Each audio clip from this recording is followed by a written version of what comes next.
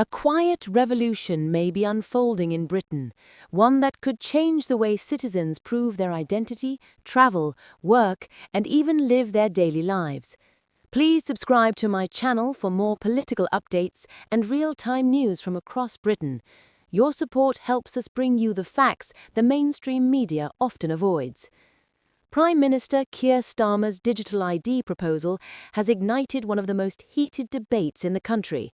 His government claims the system will finally bring control to the UK's borders and stop the endless stream of small boats arriving illegally across the English Channel. But as with every promise in politics, the question remains, is this really about stopping illegal immigration or something far bigger? Across Britain, public concern is rising, not just over immigration itself, but over what a nationwide digital ID might mean for personal freedom, privacy, and government power. The plan, insiders say, would create a unified identity database, connecting biometric information, personal records, and even access to essential services under one verified system. Starmer insists it's the only way to take back control of the border crisis, a phrase once used by the Conservatives but now repurposed by Labour to project authority. But critics, both inside and outside Parliament, are warning that this could mark the beginning of a new surveillance state. Nigel Farage called it the most dangerous overreach of government control we've seen in modern Britain. Reform UK leaders have echoed the same fear, that digital IDs will punish law-abiding citizens while doing little to deter illegal migrants who already operate outside the system. Even within Labour's own ranks, whispers of discomfort are emerging. One MP reportedly told The Telegraph, "We cannot claim to protect people's rights by tracking them like packages." Meanwhile, public frustration over illegal immigration continues to grow. The small boats crisis has become one of the most divisive issues in British politics. Despite repeated government promises, the crossings haven't stopped. Thousands continue to risk the dangerous journey across the Channel, often aided by organised criminal networks. Each arrival sparks new outrage and fresh doubts about whether Britain's borders are truly under control. In a recent poll, over 68% of Britons said the government is failing badly on immigration. Among them, many are lifelong Labour supporters who feel betrayed by Starmer's cautious and contradictory stance. The anger is palpable, especially in coastal towns where communities feel overwhelmed.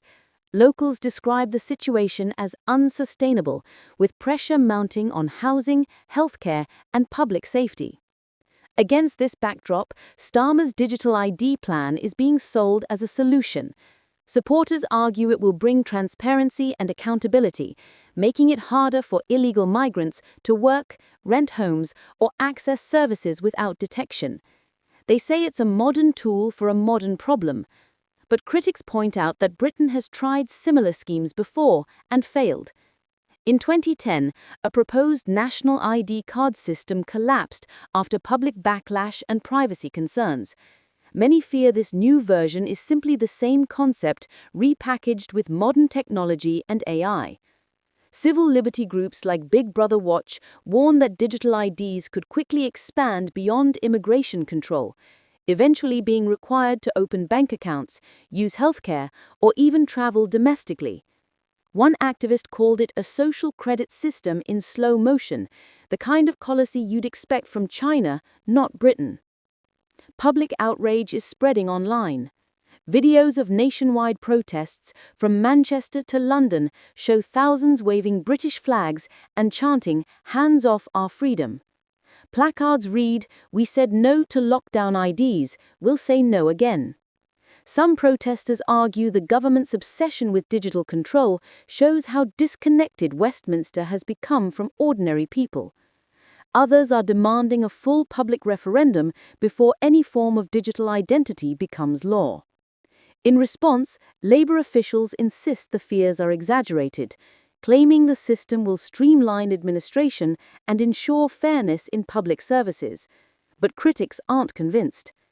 The irony, they say, is that Starmer promised a government of transparency, Yet details about how the digital ID system would actually work remain vague. Who controls the data? How long is it stored? What happens if it's hacked? These are the questions the public wants answered. Meanwhile, conservative voices have seized the opportunity to attack Labour's plan. Kemi Badenoch, a rising star in the Tory ranks, recently accused Starmer of using technology to distract from political weakness.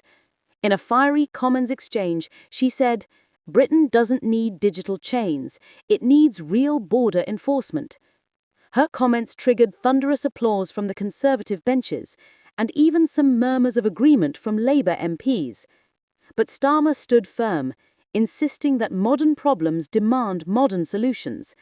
He framed digital IDs as a part of a broader national security agenda, not just to stop illegal immigration, but also to combat identity fraud, welfare abuse, and organized crime.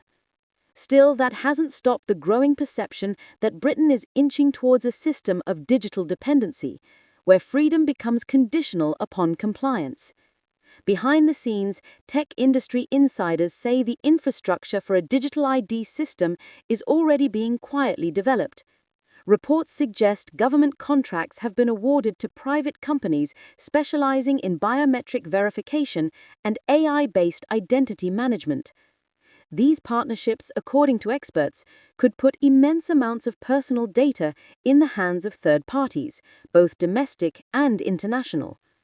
A former cybersecurity advisor to the government warned that once you centralize data, you centralize risk. One breach, and millions of citizens could be exposed. That single sentence has fueled an entire wave of online debate and deep mistrust. The debate over digital IDs is not just about immigration anymore. It's become a battle over who controls the information, who defines identity, and how much power the government should have over private life. For some, this is a long overdue modernization effort, a way to protect Britain's borders and strengthen accountability. For others, it's the thin end of the wedge, the quiet erosion of civil liberties under the banner of security. And as protests grow louder, Parliament grows more divided, and citizens grow more suspicious, the question remains: will digital IDs really stop illegal immigration, or will they simply give the government a new level of control that no one voted for? Whatever the answer, one thing is certain: Britain stands at a crossroads. If Starmer pushes forward, the country could be on the brink of a digital transformation unlike anything in its history.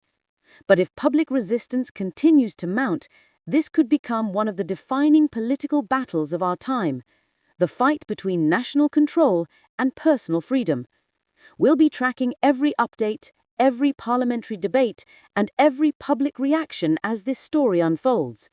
Please subscribe to my channel for more unfiltered political analysis, breaking updates, and reports the mainstream media won't show you. Britain deserves the truth, and we'll keep bringing it to you.